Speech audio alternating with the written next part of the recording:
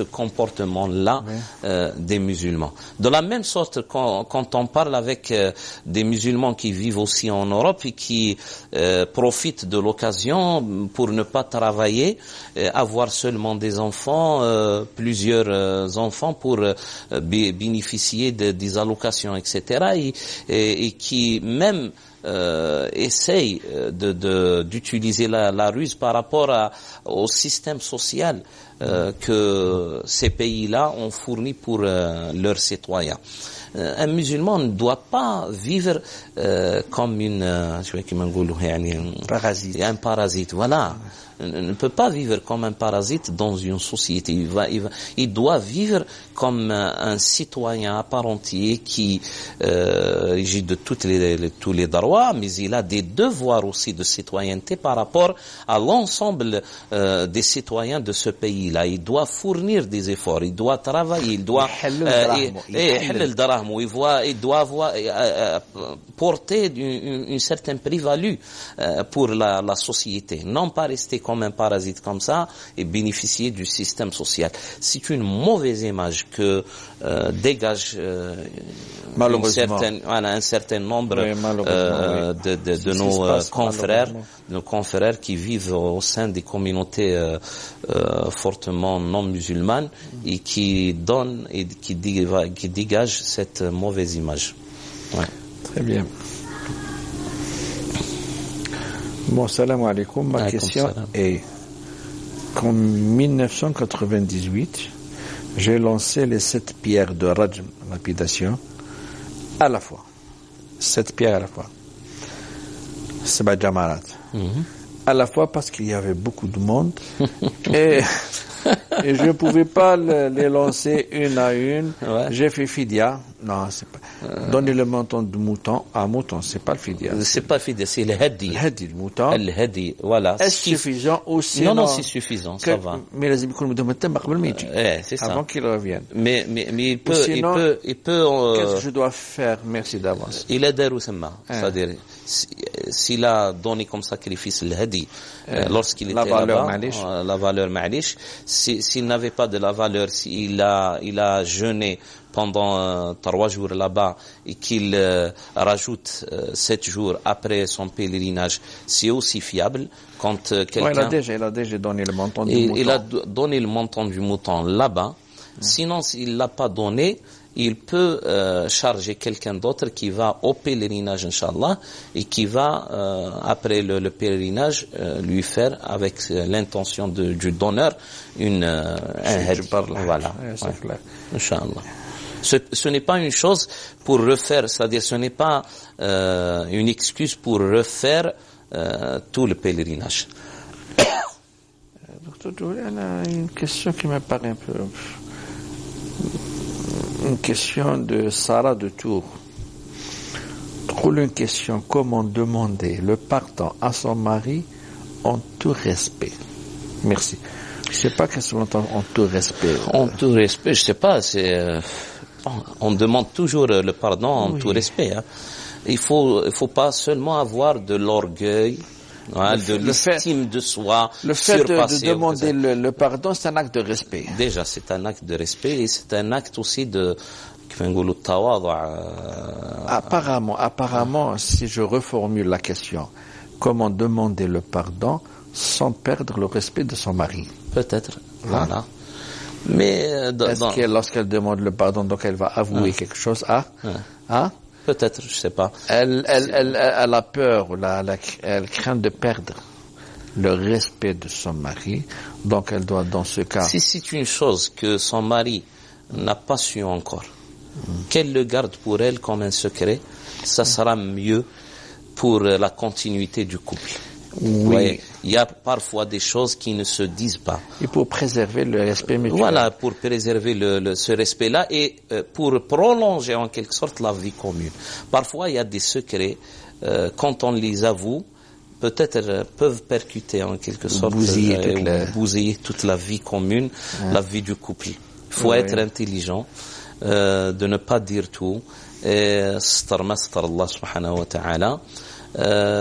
Si c'est une chose qui ne peut pas nuire à la vie commune et à la continuité du foyer, elle peut avouer à son mari cette chose-là et demander pardon. Normalement, elle va vous respecter davantage. Peut-être qu'il va vous respecter davantage, oui.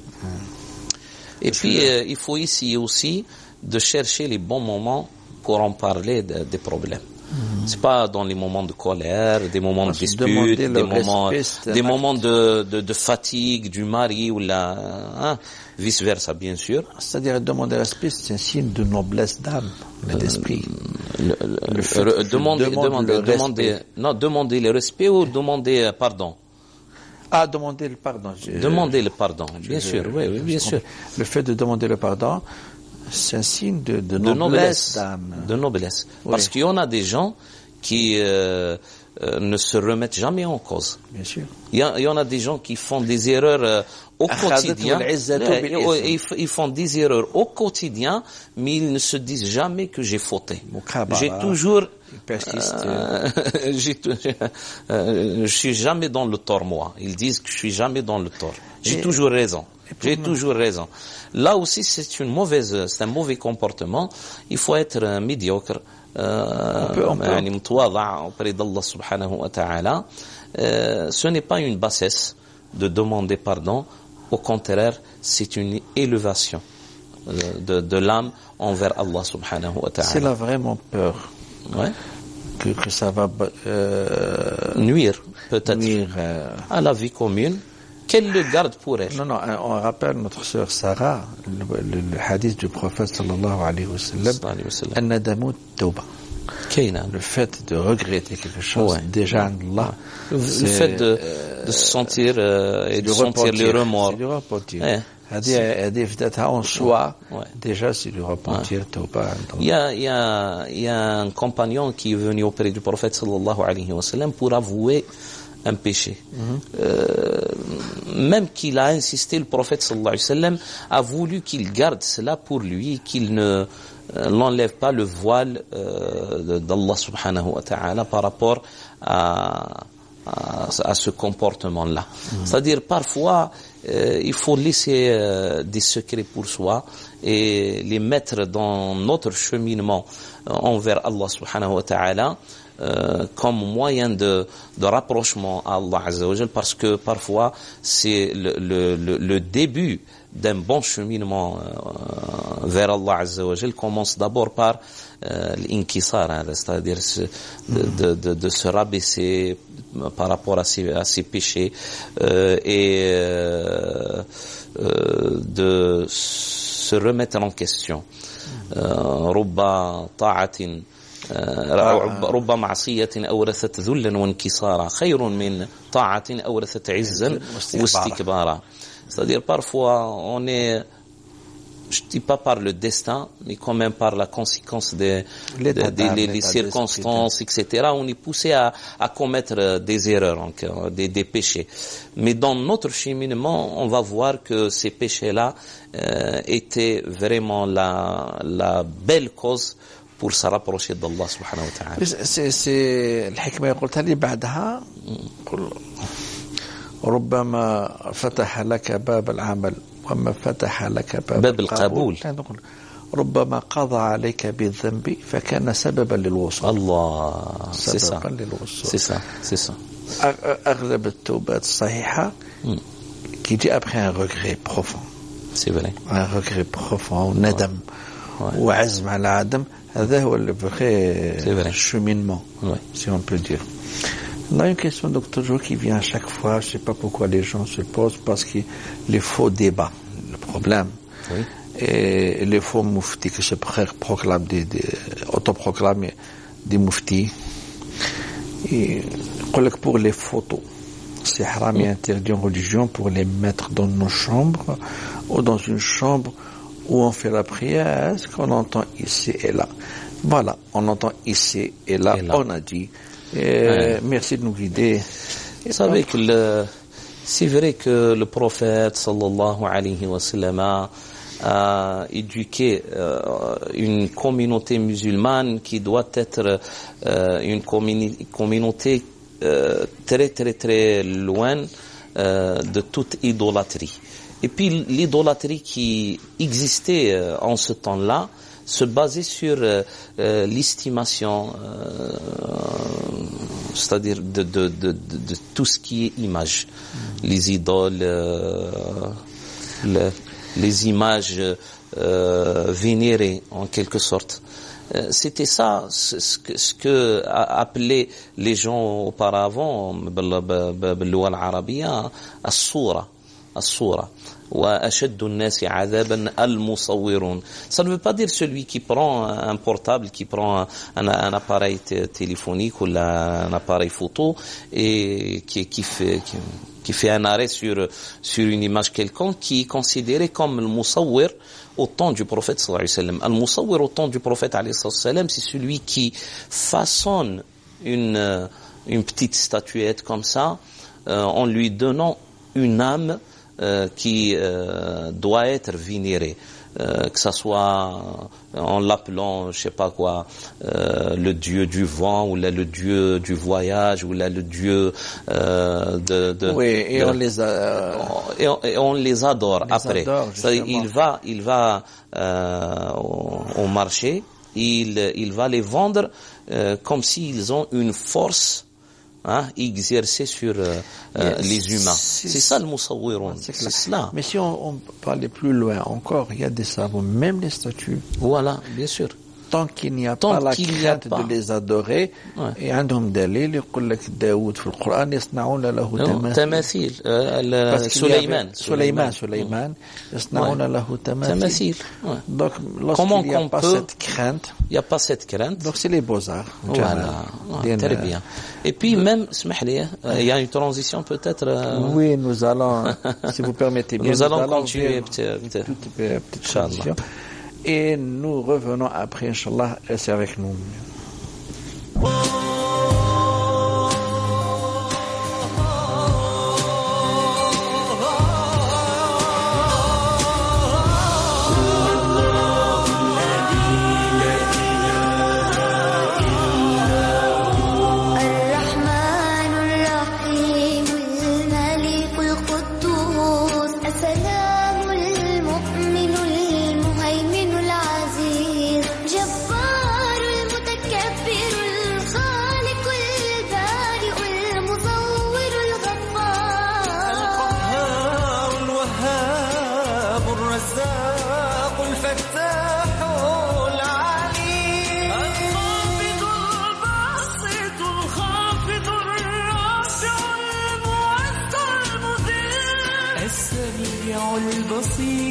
الحكم العدل اللطيف الخبير الحليم العظيم الغفور الشكور العلي الكبير الحفيظ المغيث الحسيب الجليل الكريم الرقيب المجيب الواسع الحكيم الودود المجيد الباعث الشهيد الحق الوكيل القوي المتين الولي الحميد المحصي المبدئ المعين المحيي المميت الحي القيوم الواجد الماجد الواحد الصمد القادر المقتدر المقدم المؤخر الأول الآخر الظاهر الباطن الوالي المتعال البر التواب المنتقم العفو الرؤوف مالك الملك ذو الجلال والإكرام المقسط الجامع الغني المغني المانع الضار النافع النور الهادي البديع الباقي الوارث الرشيد الصبور ليس كمثله شيء وهو السميع البصير ليس كمثله شيء وهو السميع البصير لا إله إلا الله محمد رسول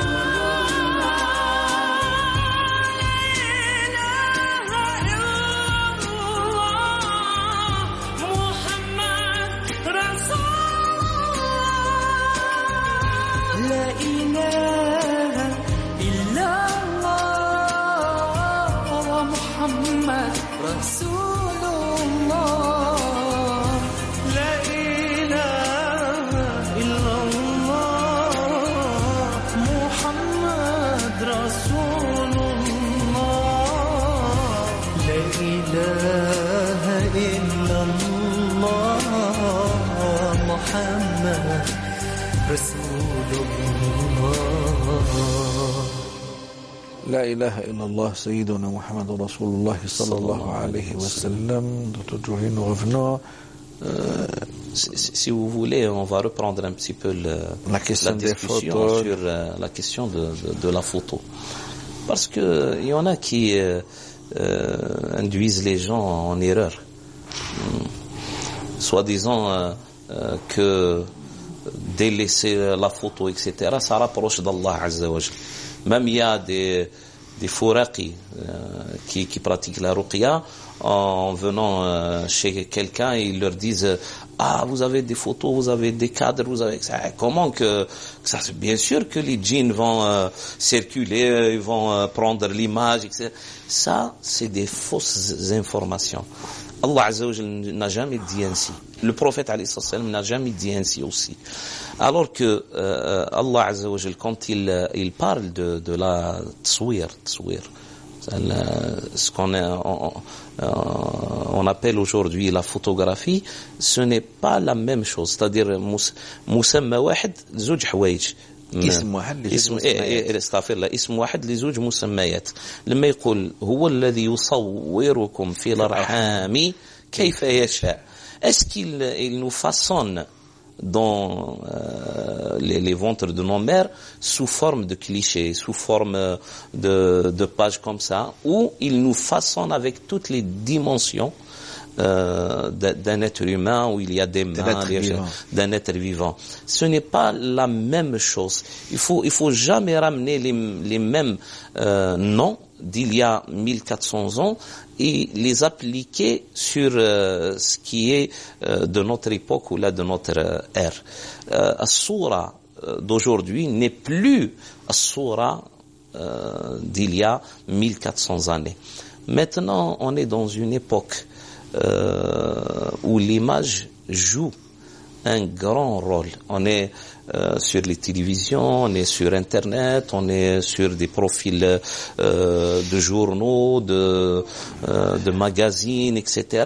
La vie est devenue, c'est-à-dire très riche et très développée par rapport à l'utilisation de la photo et de l'image. Même si cette image-là qui tourne, une image animée, ce qu'on appelait les images, les dessins animés. Oui. Les dessins animés, ce sont plusieurs dessins accélérés à une certaine vitesse pour avoir la vitesse réelle avec laquelle on perçoit le son, l'image d'une manière normale. C'est la même chose aussi en utilisant les caméras maintenant, qu'il y a des clichés, une multitude de clichés qui se suivent, 24 ou 25 comme ça clichés à la seconde, pour avoir cette animation réelle où l'homme peut parler et être aperçu par les autres par cette manière-là avec laquelle on voit les gens à la télévision, etc. Alors, la vie en général est basée sur l'image aujourd'hui.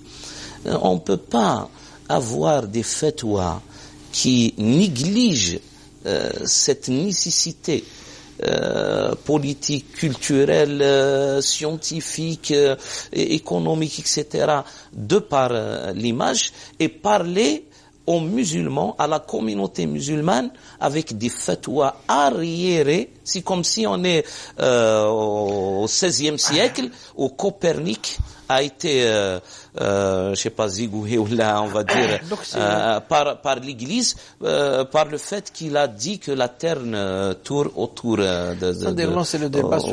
d'elle-même. Lancer le débat sur la photo, c'est un faux débat. C'est ça. Je crains quelque chose. C'est les faux problèmes, Moi, je crains que les belles têtes bien faites s'éloignent de la religion à cause de ces mauvais prédicateurs, on va dire, qui nous forcent à rester il y a quelques siècles auparavant et qui ne veulent jamais vivre notre époque avec un esprit d'acceptation de la progression scientifique. C'est la même chose qu'a fait peut-être l'Église il y a quelques siècles par rapport au siècle de lumière, on va dire, quand elle a confronté en quelque sorte le progrès humain. C'est ça le danger. C'est ça le danger. Il faut que les musulmans soient assez intelligents pour ne pas refouler le progrès scientifique de toute l'humanité, pour que les gens ne les refoulent pas de leur vie. Très bien. Voilà. J'espère. C'est un débat. Vous avez lancé un débat. Oui, c'est ça. C'est pas par sérieux. rapport seulement à la photo, hein. Oui. C'est par rapport à beaucoup d'autres choses. C'est bourré des faux débats. Voilà. Et il nous crée des faux débats, il nous laisse parler des choses dépassées par le temps, dépassées par le progrès scientifique, où le musulman est ridiculisé vraiment, où la raison humaine est écartée, et envers, bien sûr, à l'encontre de ce discours obscur. C'est tout à fait normal qu'il y ait des musulmans qui délaissent leur religion par rapport à cela, parce que on n'a pas offert un islam de lumière, un islam de progrès, un islam d'adaptation authentique. Bien sûr, voilà. L'islam normalement est adaptable à toute époque et à tout progrès scientifique, à tout progrès même dans ce qu'on appelle le qiyam al-insaniya. Lorsqu'il est interprété, mal interprété, voilà, il peut être un obstacle pour que les gens se convertissent à cet islam, ou là une cause pour que les musulmans eux-mêmes sortent de cette religion, délaissent cette religion et on va dire, ils redeviennent apostats. Merci bien, Dr. Djouri, pour cet éclairage si précieux. Bon, une question, je tiens à rajouter une chose, parce que je me souviens de la fin de la question, mettre ces images-là dans une salle de prière, je sais pas, à la maison, on va dire. Hein, dans une chambre, une chambre, etc.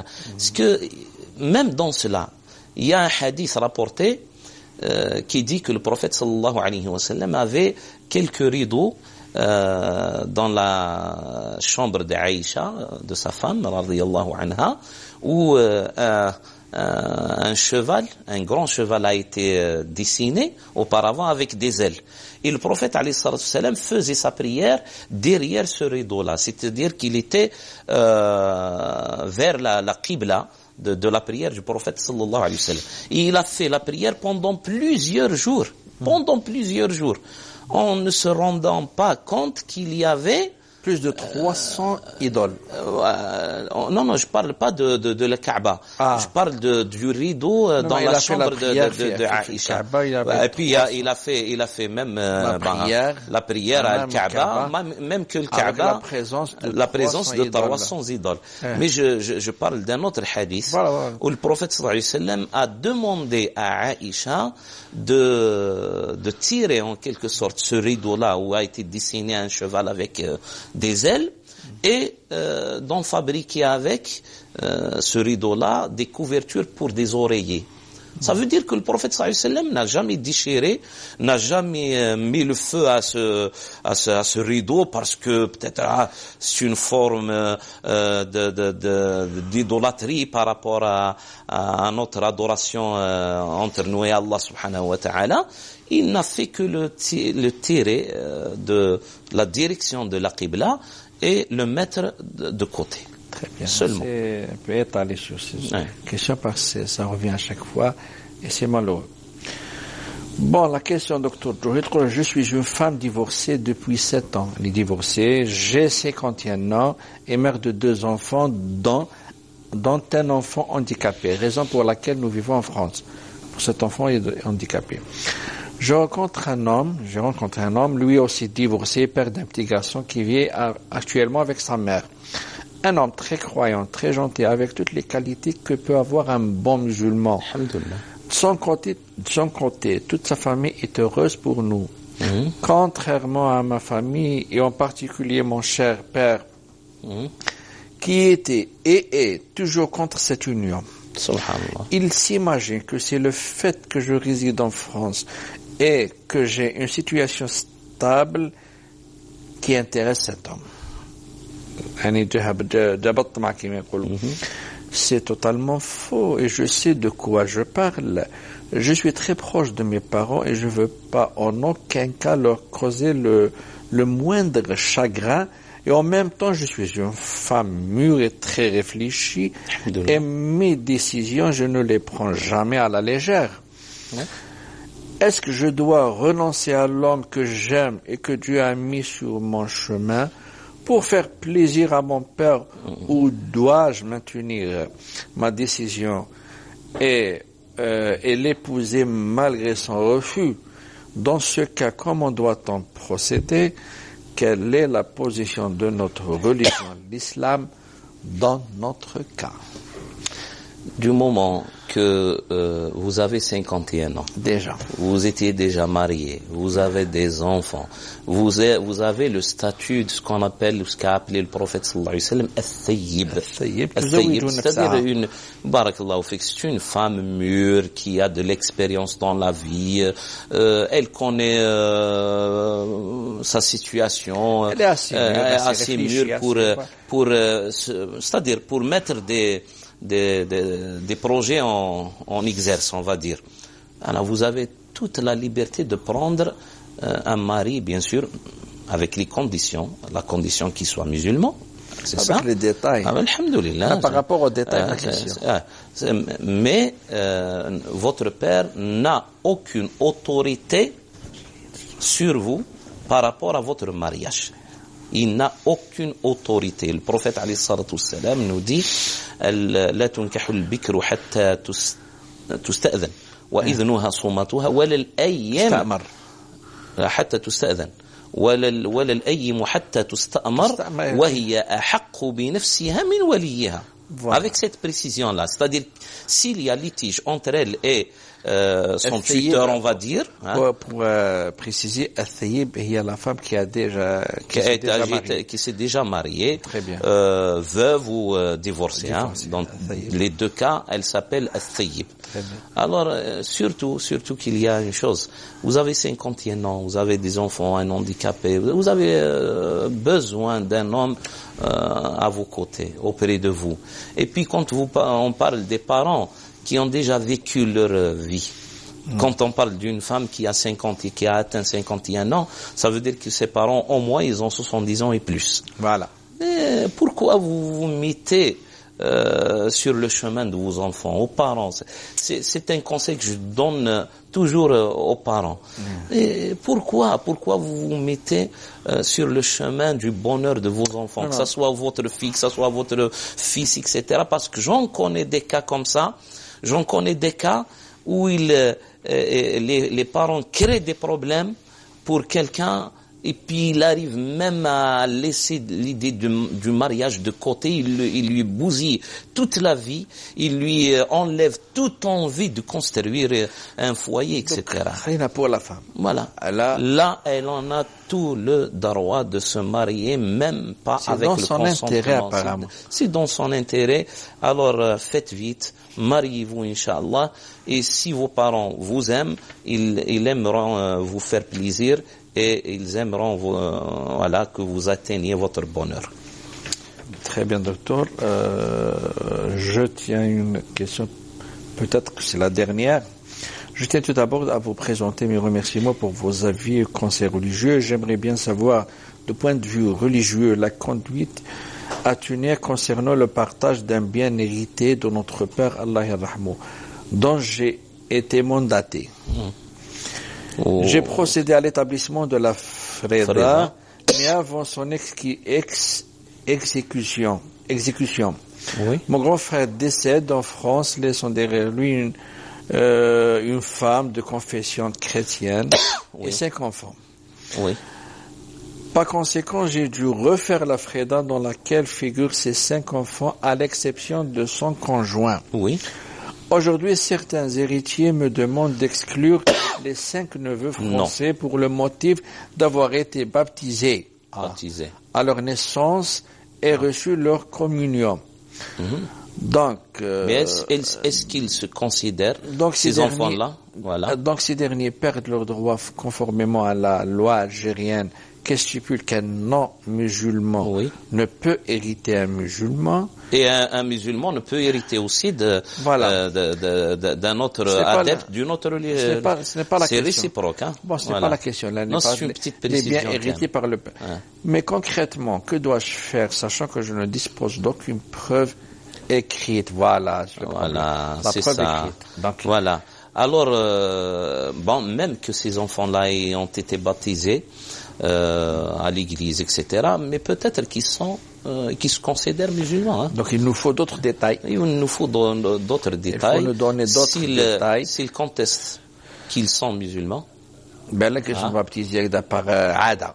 Voilà. Même j'en connais des gens qui font le mariage. J'en connais des gens musulmans, des amis, qui ont fait le mariage musulman, on va dire, entre parenthèses, la Fatha, avec une épouse chrétienne. Et puis pour faire plaisir à cette épouse-là, pour faire plaisir à sa famille, ils ont refait le mariage dans une église, un mariage religieux, etc. Mais ce n'est pas par intention, en quelque sorte, d'avoir la bénédiction de l'église, mais c'est par respect à la famille de ces gens. Donc qu'ils nous fournissent d'autres détails. Voilà. Qui sont vraiment s'ils contestent, déterminants et tranchants, les détails. S'ils se considèrent musulmans, ils en ont le droit à hériter de leur bien qu'ils soient. Voilà. Et s'ils manifestent qu'ils sont plus musulmans, là, oui, ils n'ont plus le droit à avoir cet héritage-là. Donc on a répondu pour les deux cas. Voilà. Et s'il y a d'autres détails, on attend ces détails pour bien prendre en considération dans notre réponse prochaine. Très bien, merci Dr Touré pour vos réponses, votre éclairage, c'est précieux. Mesdames et messieurs, merci de nous avoir suivis. La semaine prochaine, Inch'Allah. Assalamu alaikum wa rahmatullahi wa barakatuh.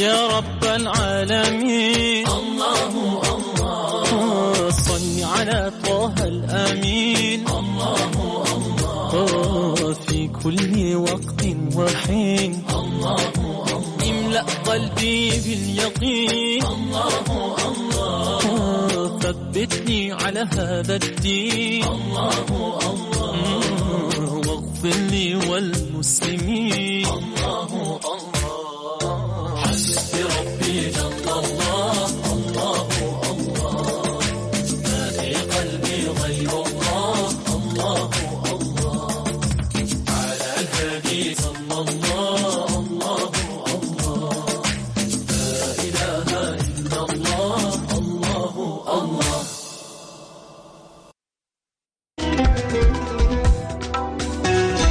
Bonsoir à tous, ravi de vous retrouver pour l'entretien de la rédaction. Liberté, justice sociale, rêve de démocratie, des sentiments, des espoirs portés par de nombreux peuples longtemps étouffés, opprimés par des gouvernements autocratiques. Un malaise qui finit tôt ou tard par éclater comme nous avons pu le voir depuis les années 2000 où les révolutions se sont succédées dans les pays de l'Est puis arabes. Ces pays ont vécu des printemps bien tumultueux où certains d'entre eux ne se sont pas encore relevés du chaos. Je parle de la Syrie, de la Libye, les exemples sont nombreux. Pour monsieur Ahmed Ben Saada, enseignant et chercheur, rien n'est fortuit. Tout s'enchevêtre, telle une arabesque, et c'est d'ailleurs le titre de son livre que nous allons décortiquer ce soir pour vous. Tout est question de manipulation, de machination, monsieur Ben Saada. Nous ne devons pas nous cacher la face, il y a des problèmes. Mais n'empêche que de notre côté, il y a des pays qui cherchent à récupérer les mouvements pour leurs intérêts. Et moi, je m'érige contre ça. Faria Lassari reçoit l'auteur Ahmed Saada dans l'invité de la rédaction ce samedi après le journal de 20h sur Canal Algérie.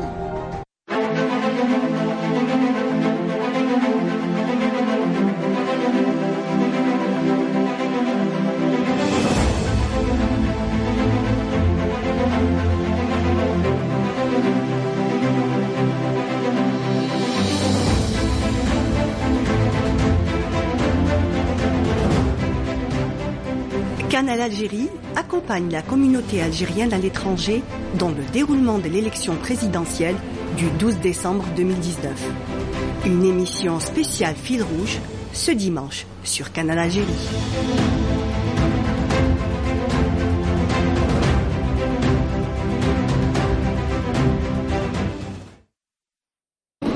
En cette période automno-hivernale, nous assistons au retour de la grippe saisonnière. Cette maladie contagieuse affecte des milliers de personnes et provoque des complications sévères